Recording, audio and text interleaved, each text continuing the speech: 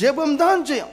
சொல்லுவாங்க மூளையால முடியாது முழங்கால முடியும். கண்ணீர் வடிச்சு பாருங்க, உடனேயே அவர் என்ன செய்யறாரு? பதில் தருகிறார். மனம் கசந்து இருதயம் உடைஞ்சி ஆண்டவரே எனக்கு இறங்குன்னு சொல்லும் போது அங்க ஒரு விடுதலை உண்டாகுது. அதான் ஜெபம். அந்த ஜெபத்திற்கு அவ்வளோ பலன் இருக்கு. இயேசுவின் இரத்தத்திற்கு விலையேறப்பட்டதான விடுதலைகள் இருக்கு. இயேசுவின் நாமத்திற்கு சொல்லி அறிவிக்க முடியாத விடுதலை வைத்திருக்கிறார். எல்லாம் எப்படி? ஜெபம். அந்த ஜெபத்திற்கு அவ்வளோ வல்லமை இருக்கு, ஜெபத்திற்கு அவ்வளோ பலன் இருக்கு. சும்மா போன்னு சொல்லி பாருங்க, சாத்தம் போக மாட்டான், அவன் பக்கத்துல சிரிச்சிட்டு இருப்பான். நீ யாரு என்ன சொல்லி போறதுக்கு? ஆனா அதிகமாக ஜெபிக்க கூடியவங்க இருந்து பாருங்க, உங்க பக்கத்திலே வர்றது கிடையாது. எத்தனை பேரை விட்டு பிசாசு போனான் இல்ல, சிந்தனையினால இன்னும் நெருக்கப்படுறீங்க.